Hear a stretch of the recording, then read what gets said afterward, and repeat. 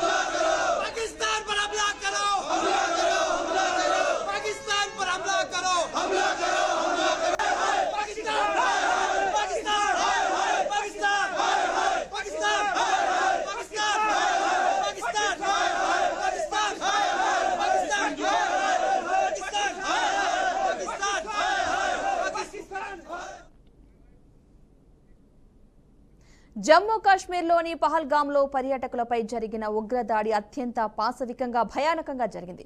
ఈ దాడిలో 26 మంది ప్రాణాలు కోల్పోయారు. అయితే ప్రపంచ దేశాల అతిథుల భారత్లో పర్యటిస్తున్న సమయంలోనే ఇలాంటి దాడులు జరగడం పలు అనుమానాలకు తావిస్తోంది. కాశ్మీర్ అంశాన్ని ప్రపంచ దేశాలకు తెలియజేసేందుకే టెర్రరిస్టులు నరమేధానికి పాల్పడుతున్నారా అనే అనుమానాలు రేకెత్తుతున్నాయి. ఎందుకంటే గతంలో 2000 సంవత్సరంలో భారత్లో అప్పటి అమెరికా అధ్యక్షుడు బిల్ క్లింటన్ పర్యటిస్తున్న సమయంలో కూడా ఉగ్రదాడి జరిగింది. ఆ ఏడాది మార్చి 20వ తేదీన అనంతనాగ్ జిల్లాలో ఛత్తీస్ సింగ్ పొరలో ఉగ్రవాదులు నరమేధానికి పాల్పడ్డారు. ఆ ఘటనలో టెర్రరిస్టులు 36 మంది ప్రాణాలను పొట్టన పెట్టుకున్నారు. ఇక ఆ రోజు సిక్కు వర్గంలోని వారిని ఉగ్రమూక లక్ష్యంగా పెట్టుకున్నారు. అయితే ఆ సమయంలో అప్పటి అమెరికా అధ్యక్షుడు న్యూఢిల్లీ పర్యటనలో ఉన్నారు. నాడు జమ్మూ కాశ్మీర్ అంశాన్ని అంతర్జాతీయం చేయాలనే లక్ష్యంతోనే పాక్ ఈ దాడికి పాల్పడినట్లు నిఘా వర్గాలతో పాటు విశ్లేషకులు భావిస్తున్నారు.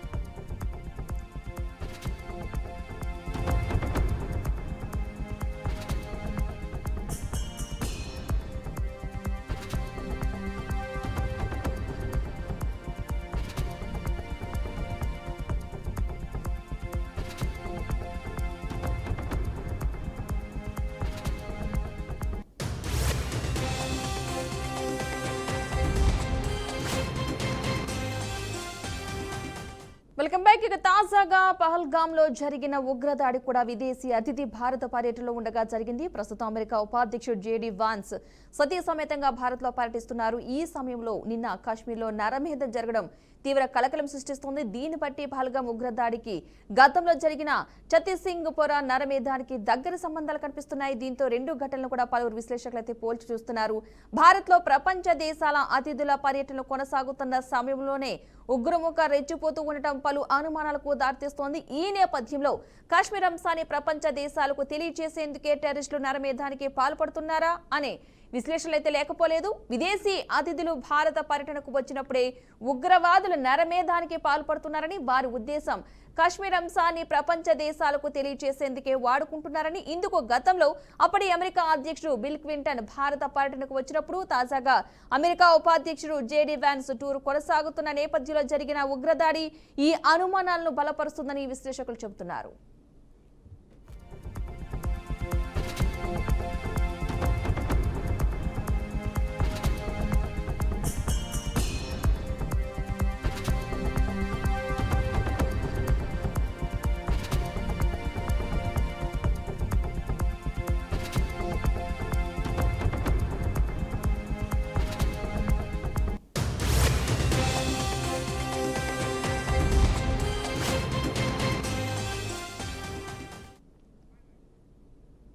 రైట్, ఇక ఇదే అంశానికి సంబంధించి మనతో మాట్లాడడానికి మేజర్ శివకిరణ్ గారు లైవ్ లో సిద్ధంగా ఉన్నారు. నమస్తే అండి శివకిరణ్ గారు.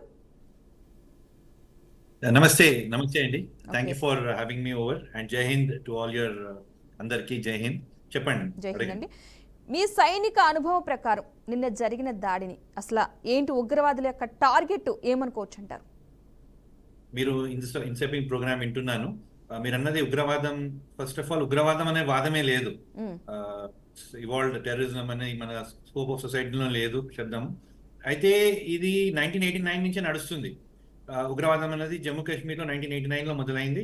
అండ్ మీరు ఇంతకుముందు చెప్పినట్టు వాళ్ళ ఆబ్జెక్టివ్ ఏముందంటే gain attention and the ఇంటర్నేషనలైజ్ the issue.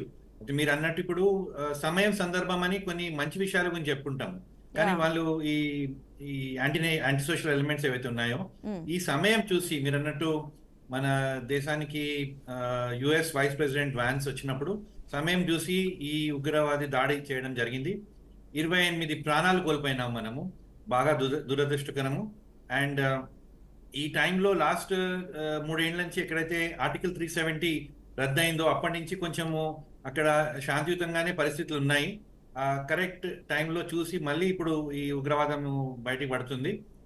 చాలా దురదృష్టకరం. కానీ దీంట్లో కొంచెం మన ఇంటెలిజెన్స్ వైఫల్యాలు కూడా ఉన్నాయని చెప్పుకోవాలి. ఎందుకంటే ఇప్పుడు మీరు అన్నట్టు history is telling us, Clinton వచ్చినప్పుడు ఈ విధంగా అయింది, వాన్స్ వచ్చినప్పుడు, యుఎస్ వైస్ ప్రెసిడెంట్ వచ్చినప్పుడు ఇంకా ఎక్కువ జాగ్రత్తగా ఉండే అవసరం ఉండేది. అయితే ఈ ఈ ప్లేస్ అయితే బైసారం అనే జాగాలో అయిందో ఈ టెర్రరిస్ట్ అటాక్, అది అక్కడికి చేరుకోవడానికి వెహికల్స్ వెళ్ళలేవు. మన గుర్రాల మీద వెళ్ళాల్సి వస్తుంది, కాలినడకన పోవాల్సి వస్తుంది. అయినా కూడా ఇది శ్రీనగర్ నుంచి పహల్గాము దగ్గర దగ్గర ఒక 90 కిలోమీటర్ దూరమే, ఎంత దూరం కాదు. అయితే ఒక స్ట్రాంగ్ మెసేజ్ వస్తుంది ఈ ఉగ్రవాదుల గ్రూప్ నుంచి, దట్ వాళ్ళు ఎప్పుడైనా ఏమైనా చేయొచ్చని అండ్ భారత ఇంటిగ్రిటీకి నష్టం చేయగలుగుతారని సంకేతం పంపిస్తున్నారు. మనం ఇంకా జాగ్రత్తగా ఉండవలసింది. కానీ 25 ప్రాణాలు కోల్పోయినాక మనము మళ్ళీ దీన్ని రివ్యూ చేస్తున్నాము. It's not the right thing to do. Attention seeking basically ఎందుకు చేస్తున్నారంటే attention, focus on their activity తీసుకురావాలి. దాంట్లో ఆ యాక్టివిటీకి స్కోప్ లేదు, పబ్లిక్ సపోర్ట్ లేదు, పొలిటికల్ సపోర్ట్ లేదు. ఆర్టికల్ 370 రద్దయిన తర్వాత అక్కడ ఒక ప్రజాప్రభుత్వం ఉంది. ఇప్పుడు పాపులర్ సపోర్ట్ తోటి ఇన్ఫ్రాస్ట్రక్చర్లో చాలా గవర్నమెంట్ స్పెండ్ చేసింది. అక్కడ యూత్కి ఉపాధి కలిగిస్తుంది. ప్లస్ ఈ మధ్యలో కమ్యూనికేషన్ లింక్స్ ఢిల్లీ, జమ్మూ, ఉదంపూర్, శ్రీనగర్కి రైలు, ట్రైన్ అవన్నీ మంచి లింక్స్ ఎస్టాబ్లిష్ అని. టూరిజం డెవలప్ అవుతున్నప్పుడే చాలా మంది అక్కడికి వెళ్ళి అక్కడ ఎకానమీ డెవలప్ అవుతున్నప్పుడు మళ్ళీ ఈ ఉగ్రవాదం లేచి అంటే మళ్ళీ అటాక్ అవ్వడము కరెక్ట్ సూచన కాదు. కొంచెం జాగ్రత్త ఉండేది. ఈ టైంలో అక్కడ సెక్యూరిటీ బలగాలు చూస్తే మనకు army, Jammu Kashmir police, CRPF యాక్టివ్గా ఉంటారు. అయితే దీంట్లో ఎక్కడైనా కొంచెం నిర్లక్ష్యం జరిగిందేమో అని అనిపిస్తుంది. ఎందుకంటే అదే పని పదే పదే రోజు చేయడం కష్టం అవుతుంది, రొటీన్గా డ్రిల్స్ చేయడం కష్టం అవుతుంది. ఎంత సెక్యూర్ ఉన్నా కూడా కొంచెము లూప్ హోల్స్ ఉన్నా కూడా దాన్ని ఎక్స్ప్లాయిట్ చేసి ఇటువంటి ఘాతకం చేయడం జరిగింది. చాలా దురదృష్టకరం. ఇక శివకిరణ్ గారు చెప్పండి, ఈ దాడిని బట్టి చూస్తే ఒక్కసారిగా జరిగిన దాడిగా అనుకోవచ్చు అంటారా, లేదంటే దీని వెనకాల ఇంకా పెద్ద ప్లాన్ ఉండే అవకాశం ఉందనుకోవచ్చు అంటారా? నార్మల్ ఇటువంటి దాడులు ఒక్కసారిగా కావండి, ఇది చాలా ప్లానింగ్ కావాల్సి వస్తుంది. రెకనెసెన్స్ అంటాము. ఆ ప్లేస్ని చాలా రోజుల నుంచి వాళ్ళు సర్వే చేసి ఎట్లా అక్కడ పర్యాటకులు వస్తున్నారు, ఎంతమంది వస్తున్నారు, అక్కడ సెక్యూరిటీ ఏముంది, ఇవన్నీ తెలుసుకొని చేస్తారు. ఒక ప్లాన్ ప్రకారంగా చేస్తారు. ఈ విషయంలో ఒకటి కొంచెం అనిపించేది ఏంటంటే ఆ ప్లాన్, ఉగ్రవాదుల ప్లాన్ సక్సీడ్ అయింది, మన ప్లాన్ ఫెయిల్ అయిందేమో. మన సెక్యూరిటీ ప్లాన్ నార్మలీ కాశ్మీర్లో ఈ మధ్యలో పర్యాటకుల తాకిడి ఎక్కువ పెరిగింది. దాంతో అయినా కూడా సెక్యూరిటీ బాగా బలంగా ఉంటుంది. అక్కడ ఎంట్రీ ఎగ్జిట్ పాయింట్స్ బాగా స్కాన్ చేసి చూస్తుంటారు. బాగా బలగాలు, సెక్యూరిటీ బలగాలు చాలా ఉన్నాయి దీంట్లో. అది వాళ్ళు అవన్నీ ఓవర్కమ్ చేసుకొని ఇప్పుడు తెలిసింది ఏంటంటే వాళ్ళు ఆర్మీ దుస్తులు అంటే యూనిఫామ్స్ వేసుకొని వచ్చినారని తెలుస్తుంది. దాంతో ఐడెంటిటీ కార్డ్స్ ప్రింట్ చేసుకొని వచ్చినారని, అది కొంచెము అంటే ప్రిపరేషన్తోనే వచ్చినట్టు క్లియర్గా అనిపిస్తుంది. అయితే ఆ ప్రిపరేషన్ని మనం తెలుసుకోలేదు ఉండే. ఇంతకుముందు మాట్లాడుకుంటూ కూడా ఈ ఆర్మీ యూనిఫామ్లు ఎక్కడంటే అవైలబుల్ ఉండడము, ఎవరంటే వాళ్ళు కొనుక్కోవడము, సో దాని మీద కూడా నిఘా ఉన్నాయి ఇన్స్టిట్యూషన్స్ చూసి జాగ్రత్తగా ఉండే అవసరం ఉండేది అన్నమాట. ఇప్పుడు అయిన తర్వాత అన్ని మాట్లాడుతున్నాం, కానీ ముందే తెలుసుకున్న ఆ ఏరియా అట్లుందని. మేబీ ఒకటే అనిపిస్తుంది, లాస్ట్ 2-3 ఇయర్స్లో అక్కడ పెద్ద పుల్వామా తర్వాత ఏం పెద్ద ఇన్సిడెంట్ కాలేదు కాబట్టి కొంచెం అజాగ్రత్తగా ఉన్నామేమో అని అనిపిస్తుంది. కానీ ఇది ఇంత లాస్ అవుతుందని ఎవరు ఊహించుకుండొచ్చు. నార్మల్గా ఇట్లా అయినప్పుడు చిన్న చిన్న ఇన్సిడెంట్స్ కొన్ని అవుతాయి. లాస్ట్ వీక్ కూడా మనకు పూంచ్లో కూడా కొంచెం డిస్టర్బెన్స్ అయింది. ఒక కాన్వాయ్ని అంబుష్ చేయడం జరిగింది. ఇంతవరకు జరిగిన దాంట్లలో నార్మల్గా ఒక కాన్వాయ్, ఆర్మీ కాన్వాయ్ వెళ్తుంటే దాని అంబుష్, లేదా సిఆర్పిఎఫ్ కాన్వాయో, లేదా ఒక క్యాంప్ మీద దాడి, ఆ విధంగా అవుతుంది. కానీ మొట్టమొదటిసారి ఒక పర్యాటకుల ఏరియాకి వచ్చి ఆ, ఆ, వాళ్ళని అక్కడ అంటే వాళ్ళ మీద ఫైరింగ్ చేయడము ఇది మొదటిసారి అనిపిస్తుంది. అండ్ అక్కడ కూడా మీరు అడిగినట్టు తప్పకుండా ఒక ఎఫర్ట్ తో వచ్చినారు. సైటింగ్ కన్సిడర్ అంటాం నార్మల్గా ఒక ఏరియాని వాళ్ళు సర్వే చేసి ఈ ఏరియా సూటబుల్ ఉంది అన్నట్టు. నార్మల్గా ఆర్మీలో డిఫరెంట్ క్యాంపెయిన్స్ కి ఒక ఏరియాని చూస్ చేస్తాం, కానీ ఈ దాంట్లో టెర్రరిస్ట్ చూస్ చేసి దగ్గరున్న అడవులలో అంటే ఎగ్జిట్ రూట్ కూడా ప్లాన్ చేసుకున్నారు. తొందరగా అక్కడి నుంచి పారిపోయినారు. ఇప్పుడు మళ్ళీ గవర్నమెంట్ నుంచి రియాక్షన్, కార్డన్ చేసి సర్చ్ ఆపరేషన్స్ నడుస్తున్నాయి. కానీ ఎంతవరకు ఫలిస్తాయని చూడాలి. ఎందుకంటే టెరైన్ నాలెడ్జ్ చాలా ఇంపార్టెంట్ ఇటువంటి దాంట్లో. ఆ లోకల్గా అక్కడ టెర్రరిస్ట్ ఉన్న వాళ్ళకు ఆ టెరైన్ నాలెడ్జ్ బాగా తెలుసుంటుంది. అదే కాక సెక్యూరిటీ కన్సర్న్స్ లో ఎవరైతే కొత్తగా ఊర్లలో అక్కడ దగ్గర వచ్చిన వాళ్ళని ఒక కంట్రోల్ పెట్టే అవసరం చాలా ఉండేది. కొంచెం maybe we lost track somewhere. Okay, అంటే ఈ పహల్గామ్ వంటి ప్రాంతాల్లో టూరిజం కావచ్చు, భద్రత రెండు సాధ్యమేనా? ఎందుకంటే టూరిజం ఉన్నది కాబట్టి మేబీ కాశ్మీర్ అంశం ప్రతిసారి కూడా మనకి తెరపైకి వస్తూ ఉంటుంది. ఏదో ఒక దాడి రూపంలో కొంచెం ఒక దాడి జరిగిన తర్వాత కొన్ని ఇయర్స్ గ్యాప్ ఇచ్చినట్టు ఇవ్వడం, మళ్ళీ ఏదో ఒకటి మనం ఇలా ఫేస్ చేయాల్సిన వస్తుంది. కాబట్టి టూరిజం అండ్ భద్రత రెండు ఒకేసారి సాధ్యమేనా అక్కడ? డెఫినెట్లీ అండి. ఇప్పుడు చూడండి, tourism versus terrorism, if that is the option we're looking for, public will choose tourism. ఎందుకంటే టూరిజమే జమ్మూ కాశ్మీర్ వాళ్ళకి ఎకానమీ అనమాట. అక్కడ ఓన్లీ యాక్టివిటీస్ టూరిజం, దాంతో వాళ్ళది ఎకానమీ నడిచేది. కాబట్టి టూరిజం వర్సెస్ సెక్యూరిటీ అన్న క్వశ్చన్ మీరు చూస్తే, security should never be compromised. కాదు కూడా ఇక్కడ నేను కూడా అంటే ఐ సర్వ్ దేర్, తర్వాత కూడా కాశ్మీర్ ఎన్నోసార్లు పోయడం జరిగింది. అప్పుడప్పుడు సెక్యూరిటీ మనకు కొంచెం ఎక్కువ ఉందేమో అనిపిస్తుంది, కానీ చాలా అవసరం. కానీ ఆ సెక్యూరిటీ ఉన్నా కూడా ఇలా జరిగింది అంటే మన సెక్యూరిటీలో ఇంకా మనం దాన్ని బెటర్ చేసుకోవాలి. టెక్నాలజీ యూజ్ చేసుకునే అవసరం ఉంది. అండ్ కాన్స్టెంట్ సర్వేలెన్స్ ఇస్ అవసరం. ఎందుకంటే ఇప్పుడు ఈ ప్లేస్ అయితే అన్నాను ఇంతకుముందు చెప్పిన బైసారాం అని, అది చేరుకోవడం కూడా కష్టం. కాబట్టి రిలీఫ్ వన్స్ ఒకసారి ఇన్సిడెంట్ అయినప్పుడు కూడా అక్కడికి అంబులెన్స్ చేరడం కానీ అక్కడి నుంచి ఇవాక్యుయేట్ చేయడం కూడా కానీ కొంచెం కష్టమైన పని అయింది. కాబట్టి కొన్ని ప్లేసెస్ మీరు అన్నట్టు maybe we should try and see whether అవి సెక్యూర్ ఉన్నాయా లేదా, ఏమైనా ఇన్సిడెంట్ అయినప్పుడు అక్కడి నుంచి ఇవాక్యుయేషన్ చేసుకోగలుగుతామా లేదా అని రివ్యూ చేసే అవసరం కనబడుతుంది. రైట్. శివకిరణ్ గారు, ఈ దాడి తర్వాత అంటే ఇలాంటి దాడుల తర్వాత బలగాల యొక్క మానసిక పరిస్థితి ఎలా ఉంటుంది? అంటే మీరు పనిచేసినట్టు కూడా ఇలాంటివి చూసే ఉంటారు కాబట్టి, సో ఎలా మోరల్ బలోపేతం చేస్తాయి? అంటే సపోర్ట్గా ఇంకా కొంచెం ధైర్యంగా ఎలాగా మోరల్స్ అన్ని సపోర్ట్ చేస్తూ ఉంటాయంటారు? వెరీ ఇంట్రెస్టింగ్ క్వశ్చన్ అండి. కానీ నార్మల్గా ఏమవుతుందంటే సెక్యూరిటీ బలగాలు ఏవైతే ఉంటాయో I mean and J&K police వీళ్ళు ఫ్రీక్వెంట్ పోస్టింగ్స్ ఉంటాయి అనమాట. ఎవరైతే రెగ్యులర్ గా అక్కడ బాగా స్ట్రెన్యూస్ ఏరియాస్ ఉంటాయి, పెట్రోలింగ్ ఉంటుంది, అవన్నీ ఉంటాయి. కాబట్టి నార్మల్ యూనిట్స్ అక్కడ ఉన్నప్పుడు ప్రతి 2 సంవత్సరాలకు వాళ్ళ చేంజ్ ఆఫ్ ప్లేస్ ఉంటుంది. దాంతో ఒకటే ప్లేస్ లో వాళ్ళ బ్యాటిల్ ఫటీగ్ కాకుండా తీసుకోవడం జరుగుతుంది. Plus leave and welfare issues బాగా అటెండ్ అవుతుంటారు. కానీ ఇప్పుడు ఇంకో దీన్ని కాకుండా పరిస్థితి ఏముందంటే వెపన్, ఇప్పుడు నార్మలీ ఈ ఉగ్రవాదాల దగ్గర ఉన్నప్పుడు వాళ్ళ దగ్గర చూస్తే వెపన్స్ అవన్నీ ఇంకా అడ్వాన్స్ వెపన్స్ ఉంటాయన్నమాట. వాళ్ళకి ఎక్కడి నుంచి అడ్వాన్స్ వెపన్స్ దొరుకుతున్నాయి అవన్నీ కొంచెము తెలుసుకునే అవసరం ఉంది. ఇప్పుడు మన సైన్యానికి ఉండే వెపన్స్ ఏవైతే ఉంటాయో ఉగ్రవాదుల వెపన్స్ చూస్తే ఇంకా టెక్నాలజీ వైజ్ వాళ్ళే అడ్వాన్స్ కనపడతాయి అన్నమాట. దాంతో కొంచెము మొరాల్ ఎక్కువ కావాలంటే డెఫినెట్లీ ఇండియన్ ఆర్మీ మొరాల్ చాలా బాగుంటుంది. ప్రధానమంత్రి అటువంటి వారు రెగ్యులర్ గా అక్కడ విజిట్స్ అవుతున్నాయి. మన దీపావళి అయినప్పుడు ఏవైనా పండుగలు అయినప్పుడు అక్కడ పోయి సెలబ్రేట్ చేసుకుంటున్నారు. Indian army మొరాల్ is very high. దేశానికి నార్మల్ గా మా ప్లెడ్జ్ ఒకటి ఉంటుంది, the safety, honour, welfare of the country first, always and every time అనే అందరము దాన్ని ప్లెడ్జ్ తీసుకుంటాం. కాబట్టి ఫస్ట్ కంట్రీ ఎప్పుడు యూనిఫామ్ వేసుకోగానే కంట్రీ ఫస్ట్ వస్తుంది. దానికి ఏమి కాంప్రమైజ్ ఉండదు, మొరాల్ ఎప్పుడు డౌన్ కాదు. ఇటువంటివి అయినప్పుడు ఇంకా గట్టిగా ఉంటాము. మన లీడర్షిప్ చాలా బాగుంది. ఇప్పుడు యూనిట్ లెవెల్లో different areas different unit formations ఉంటాయి. దాంట్లో బాగా మొరాల్ బూస్టింగే ఉంటుంది. ఇటువంటివి అయినప్పుడు వాళ్ళు బాగా ఇంకా మొరాల్ మంచిగా ఉంటుంది. లీడర్షిప్ బాగుంది. Only thing is some times అసలు ఎందుకు అయింది అన్నది ఒక ఆలోచన వస్తుంది, ఏ విధంగా మనం దీన్ని నెక్స్ట్ టైం కాకుండా చూసుకోవచ్చు అని. కానీ ఈ ఘటనలో చూస్తే ఇంత ఫస్ట్ క్వశ్చన్ మీరు అడిగినట్టు ఒక మెసేజ్ పోవడం జరుగుతుంది. దాంట్లో కూడా ఆడవారిని ఇంకా పిల్లల్ని పక్క పెట్టడము, ఒక పర్టికులర్ కమ్యూనిటీని ఐడెంటిఫై చేసి పక్కన పెట్టడము, ఇవన్నీ ఒక డిఫరెంట్ కైండ్ ఆఫ్ ఐడియాలజీతోని ముందుకు పోతుంది అనిపిస్తుంది. ఓకే. కాబట్టి morale wise there is no question. The forces are always on a very high morale. Leadership చాలా బాగుంటుంది.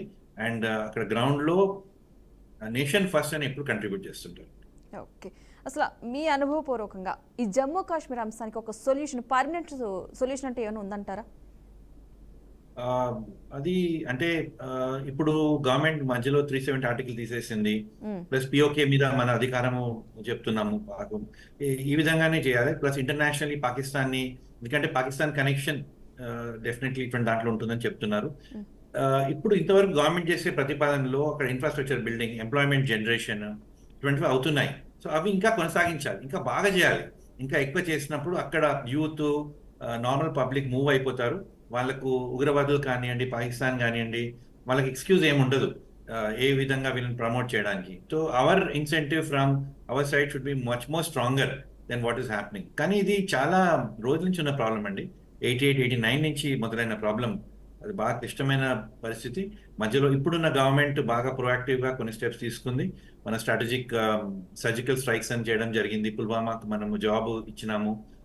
అయితే ఇంకేం చేయాలి ఇంటర్నల్ గా? ఇప్పుడు శత్రువు మనకు తెలిస్తేనే ఏం చేయగలుగుతాం. కానీ ఇక్కడ ఇంటర్నల్ గా శత్రువు ఉన్నారు కాబట్టి దాని ఆ నేపథ్యంలో approach strategy should be different.